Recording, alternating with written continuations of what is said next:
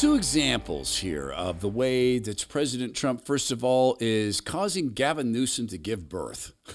President Trump impregnated Gavin Newsom with MAGA Palisades, California style. I'm fully predicting here that this is going to create a whole bunch of Trump supporters, and then a great example of someone pushing back against a similar form of bureaucratic insanity in a letter in Washington State that has gone absolutely mega viral.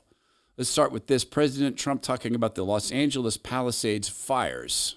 Almost 25,000 homes. And you see what's happening now.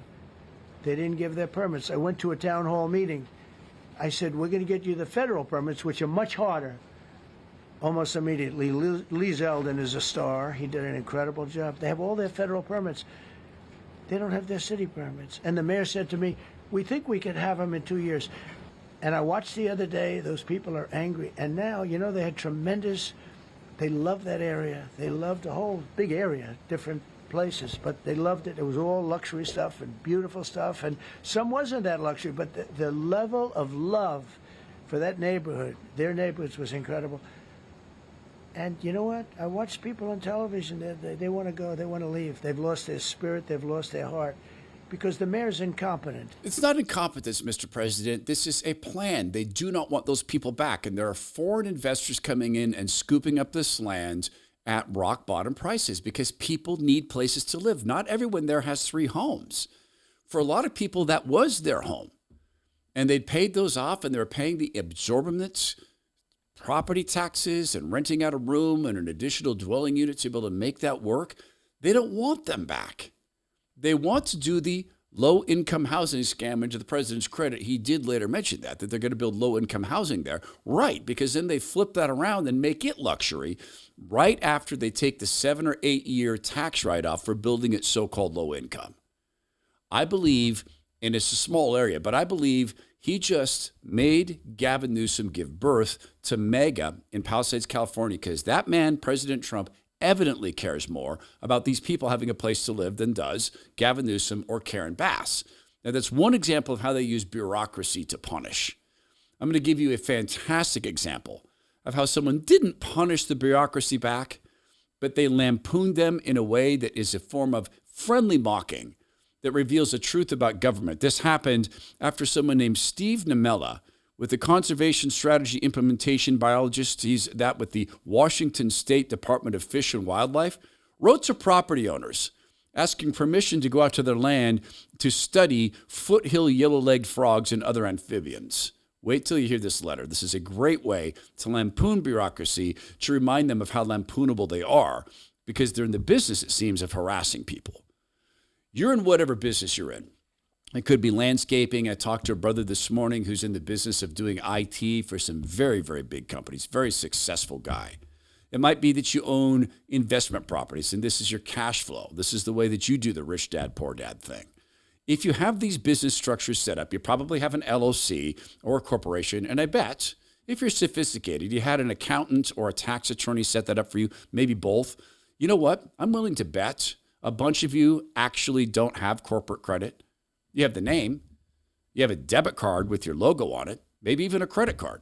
I'm willing to bet, Ben, you don't have the firewall you think you do. I'm willing to bet you think you are built with a firewall between you and, let's say, your assets if, God forbid, you're sued. Go find out. My friends at Bizible will give you a free, no-obligation consultation. Their website is gobizible.com. They will tell you if you have actual corporate credit or not. And if you don't, you've left yourself open to people suing you for your retirement accounts, not your business, you. The website is gobizible.com. And if you don't have corporate credit, they'll correct that in 7 easy steps. And then they can introduce you to a lender bureau who can help you expand your business because you now have corporate credit. It's gobizible.com. So the Washington State Department of Fish and Wildlife is famous for what they do to hunters and property owners, famous in their bureaucratic nonsensory, but they sent out this little letter asking for permission to enter people's land to study some foothill yellow-legged frogs and other amphibians.